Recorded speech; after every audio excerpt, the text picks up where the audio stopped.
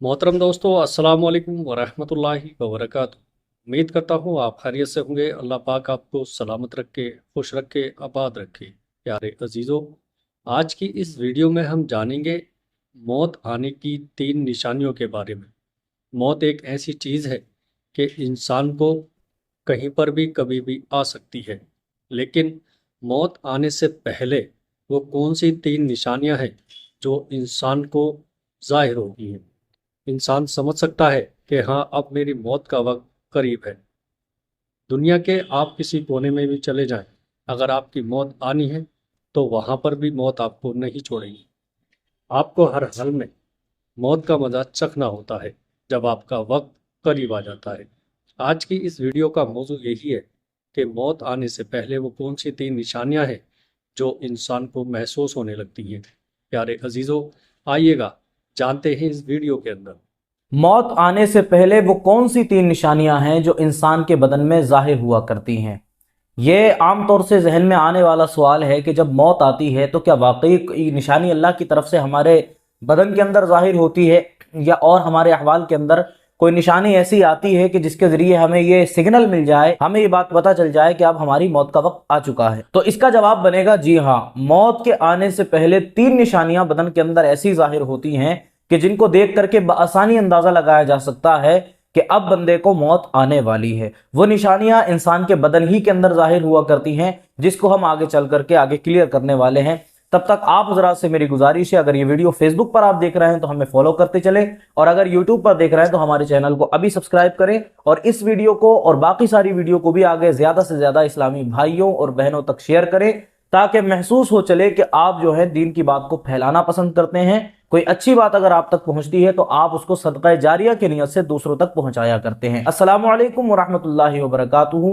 मैं मोहम्मद अरबाज कादरी, और आपने जिस मकसद से इस वीडियो पर क्लिक किया है वो मकसद इंशाल्लाह इस वीडियो में आपको मिलने वाला है। वो यही है कि क्या मौत के आने से पहले इंसान के बदन के अंदर, उसके जिस्म के अंदर कोई निशानी जाहिर होती है कि जिसको देख करके अंदाजा लगाया जा सके कि इंसान को मौत आने वाली है या नहीं।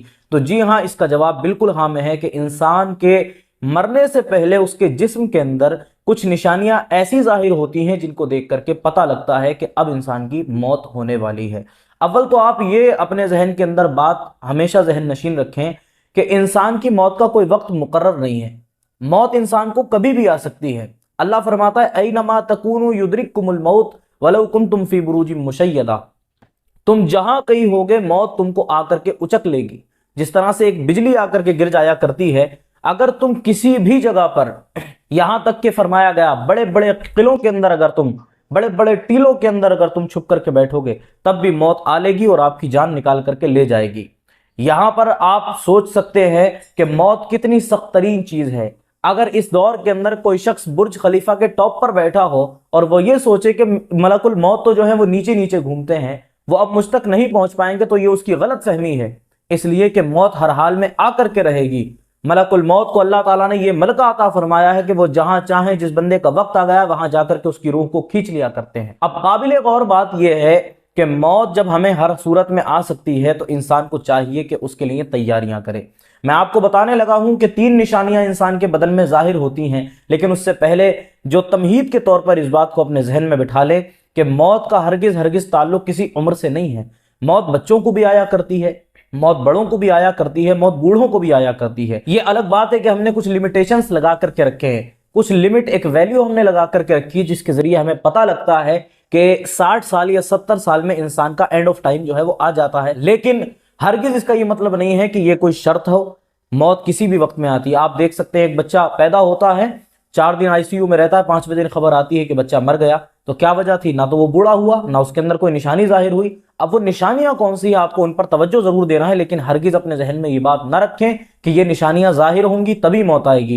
ये एक सिग्नल है, ये एक अलामत है जिसको सूफिया ने बताया है कि इनके जरिए इंसान को अंदाजा लगा लेना चाहिए कि अब मैं मस्जिद का रुख कर लूं, अगर मैं गुनाह करता हूं तो गुनाहों से तौबा कर लूं, इसलिए कि सिग्नल्स हैं कि अब मेरी मौत का वक्त करीब आ चुका है।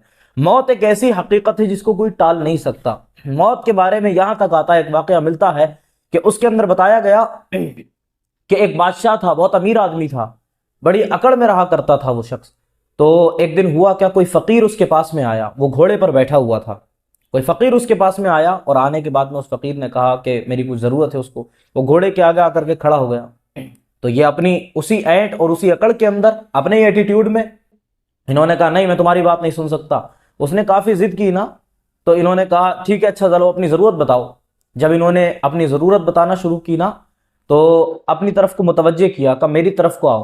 कहने लगा अजीब फ़कीर है, ज़रूरत भी इसको बताना है, मैं इसकी तरफ झुकूं। आखिरकार जब वो देख लिया ना कि पीछा छोड़ता ही नहीं है किसी सूरत से, तो उन्होंने क्या उन्होंने कहा ठीक है। उसकी तरफ को जब कान लगाया ना, तो कान में उस शख्स ने कहा था कि मैं मलकुल मौत हूं और मैं तुम्हारी रूह निकालने के लिए आया हूं। बस ये दो जुमले मलकुल मौत ने कहे हजरत इजराइल ने। अब क्या होना था, उसके पैर कांपने लगे, उसकी टांगे जो है वो कांपने लगी, हाथ पैर कांपने लगे, जिस्म ठंडा होने लगा। उसने कहा बस ज्यादा कुछ नहीं, मेरे पास जितना मालो दौलत है सब तुम रख लो, सिर्फ मुझे इतनी मोहलत दे दो, मैं घर में जाऊं और अपना कोई जरूरी काम से निकल करके फारिग होकर आ जाऊं, अपने बीवी बच्चों को आखिरी बार देख लूं। मलकुल मौत ने कहा तुम्हें इतनी भी इजाजत नहीं दी जाएगी। इजाजत दी नहीं गई और तुरंत जो है उनकी रूह को खींच लिया गया और फौरन ही अल्लाह की तरफ भेज दिया गया। मुझे बताएं, जिस मौत का कोई भरोसा नहीं है, तो इंसान ऐसी चीजों के बारे में क्यों सोचे कि मैं ये कर लूंगा और मैं वो कर लूंगा। आज हम एक दूसरे का हक मारे फिरते हैं और हम देखते तक नहीं कि होना क्या है। कल हमारी मौत आ जाएगी, आज खड़े खड़े मौत आ जाएगी। आप देखते हैं सुबह को आप सोकर के उठे हैं, आपने सुना कि कोई शख्स साहब फजर के बाद नहाने के लिए गए थे, उन्होंने पहला मग्गा जो है अपने सर पर पानी का डाला था, अचानक से ब्रेन हेमरेज हो गया और मर गए। मौत इतनी आसान हो चुकी है, और उसके बाद में भी इंसान जो है गुनाहों से बिल्कुल तौबा नहीं करता, अल्लाह की तरफ रुजू नहीं करता। सच्चे दिल से अगर तौबा बंदा करना शुरू कर दे, हर रोज रात को, बुजुर्ग फरमाते हैं रोज रात को ये सोच करके सोया करो कि अगला दिन मौत का होगा, अगला दिन उठेंगे कि नहीं उठेंगे। अल्लाह का करम होगा तो उठाएगा, वरना यही सोचो कि ये हमारी आखिरी रात है। इसके जरिए ये होगा कि रात को जब भी तुम सोओगे तो अपने गुनाहों से तौबा करके सोओगे और अगले दिन अल्लाह के नेक बंदे बनकर के उठाए जाओगे। इन चीजों को अगर हम ख्याल में रखें तो अल्लाह ने चाहा तो कोई गुनाह हम साथ में लेकर के नहीं जाएंगे। बहरहाल मैं जिस चीज का आपसे जिक्र करने लगा था वो ये है कि मौत के आने से पहले, वैसे तो मैंने आपको बता दिया कि कोई लिमिटेड टाइम नहीं है मौत का। इन्ना अजल अल्लाह इज़ा जाअ ला युअख्खर, जब अल्लाह का मुकर्रर किया हुआ वक्त आ जाता है तो एक लम्हे की देरी नहीं की जाती, एक सेकंड की देरी नहीं की जाती। आप देखें, जब वो शख्स अपने घोड़े पर से उतरा था ना, तो उसका एक पैर ऊपर ही रह गया था, इतने में ही मलकुल मौत ने उसकी जो है रूह को निकाल लिया। इतना वक्त लगता है रूह निकालने के लिए। लेकिन फिर भी जो बुजुर्ग हो चुके हैं और जो हजरात जानना चाहते हैं कि वो 3 अलामतें कौन कौन सी हैं कि जिसके जरिए पता लगता है कि अब हमारी मौत का वक्त आ चुका है, तो उसके बारे में जरा ध्यान से सुनिएगा। हजरत याकूब अलैहिस्सलाम की बहुत मजबूत दोस्ती थी हजरत इजराइल से, जो कि मलकुल मौत हैं, उनसे बहुत मजबूत दोस्ती थी। तो उस दोस्ती के नतीजे में अब वो अक्सर उनके पास आया करते थे। एक दिन वो आए ना, तो उन्होंने कहा कि रूह कब्ज करने के लिए आए हो या मुलाकात करने के लिए आए हो? तो हजरत इजराइल ने जवाब दिया कि मैं सिर्फ हुजूर मुलाकात करने के लिए आया हूं। आप अल्लाह के प्यारे नबी हैं, जब आपके पास रूह कब्ज करने के लिए आऊंगा तो आपको अंदाजा लग जाएगा। तो हजरत याकूब ने दोस्ती में आकर के कहा कि इजराइल, हमारा तुमसे ताल्लुक है, हम तुमसे थोड़ी सी बात कहना चाहते हैं। उन्होंने कहा फरमाइए। कहा बात सिर्फ इतनी है कि जब भी तुम मेरी रूह कब्ज करने के लिए आओ ना, तो मुझे उससे पहले पैगाम जरूर पहुंचा देना। मुझे एक आध मरतबा, एक दो मरतबा जो है किसी पैगाम की सूरत में मेरे पास एक मैसेज छोड़ देना कि अब तुम्हारी मौत का टाइम आने वाला है, तुम तैयारी कर लो। तो मलकुल मौत ने कहा ठीक है। हजरत इजराइल ये कह करके चले गए। मुलाकात हुई, उसके बाद में वो चले गए। अब कुछ वक्त के बाद में ना फिर लौट करके वापस आए और हजरत याकूब की खिदमत में हाजिर हुए। कहते हैं अब मैं आपकी रूह कब्ज करने के लिए आया हूं। तो हजरत याकूब ने फरमाया कि तुम रूह कब्ज करने के लिए आए हो, हालांकि मैंने तुमसे वादा किया था कि तुम मुझे पैगाम भेजोगे, अपना कोई मैसेज मुझ तक भेजोगे, कोई सिग्नल भेजोगे, तुमने कोई सिग्नल मुझे नहीं दिया, तुमने वादा क्यों झूठा कर दिया? कहा नहीं, मैंने आपको एक दो नहीं बल्कि तीन मैसेज मैंने आपको दिए थे। 3 पैगाम मेरी जानिब से आप तक पहुंचे थे, जिनमें यह बात साबित हो चुकी थी कि अब आपका वक्त आ चुका है, अब आपकी मौत का वक्त आ चुका है। हजरत याकूब ने ये बात सुनी और तवज्जो के कान लगाया। कहा मुझे बताओ जरा वो कौन से 3 पैगाम्बर थे? तो हजरत इजराइल कहते हैं कि मैंने आपको 3 मैसेज भेजे थे। उन तीनों में से पहला मैसेज ये था कि आपके सर के जो काले बाल थे वो सफेद हो गए। काले बाल एकदम सफेद हो जाया करते, इसका मतलब ये है कि अब जो है तुम्हारी उम्र जो है वो ढलने की तरफ है।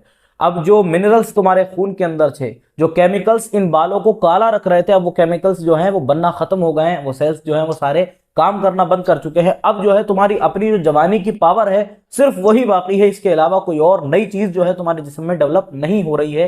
इसी वजह से तुमको ये सिग्नल मिल जाता है कि अब तुम्हारी मौत का वक्त आ चुका है, अब तुम एंड अपने वक्त पर जा चुके हो। हजरत याकूब से कहने लगे कि मैंने आपको पहला सिग्नल ये दिया था, आपके सर के काले बाल सफेद हो गए। कहते हैं दूसरा मैसेज मेरा ये था कि आपका जो चुस्त बदन था, ये ताकतवर, ये कमजोर हो गया। ये जितनी बदन के अंदर ताकत थी जवानी की, वो सारी कमजोरी में बदल गई। कल तक आप सीना ठेक करके चलते थे ऐसे, और आज आपका मामला ये होगा कि आप सीने को झुका करके चल रहे होंगे। वो जो एक बॉडी का स्ट्रक्चर था सीधा, वो टेढ़ा क्यों हुआ? वो यही था मेरा दूसरा सिग्नल कि आपकी जो बॉडी है अब उसने भी वो काम करना छोड़ दिया है जो काम वो करती थी। इसका मतलब ये दूसरा सिग्नल आपको पहुंच चुका था। कहने लगे तीसरा सिग्नल ये कि आपका जो है बदन, वो कमर वगैरह आपकी झुक गई, कमर टेढ़ी हो गई। कहने लगे ये मेरा तीसरा सिग्नल था। ये तीन निशानियां वो थीं जो अगर बदन के अंदर जाहिर हो जाए तो ये हजरत इजराइल का एक पैगाम हुआ करता है कि अब बंदे की मौत का वक्त करीब आ गया है। लेकिन अब जब वक्त एंड हो जाए और इंसान का वक्त जब उसको पता चल जाए कि मेरे साथ में ये सारी तब्दीलियां हो रही हैं, तो अब उसको क्या करना चाहिए?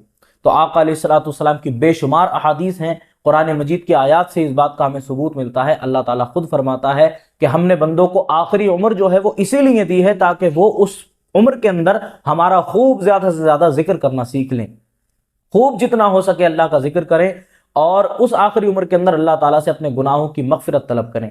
यहां तक कि किसी तफसीर के अंदर यह भी हवाला दिया गया था सूरह इज़ा जाअ नस्रुल्लाहि वल फतह, ये अल्लाह के रसूल आपने देख लिया कि फतह मक्का भी हो गई और लोग फौज दर फौज काबे के अंदर हज करने के लिए, उम्रा करने के लिए अब दाखिल होने लगे, बहुत मुसलमानों की भरमार हो गई। तो फिर क्या फरमाया?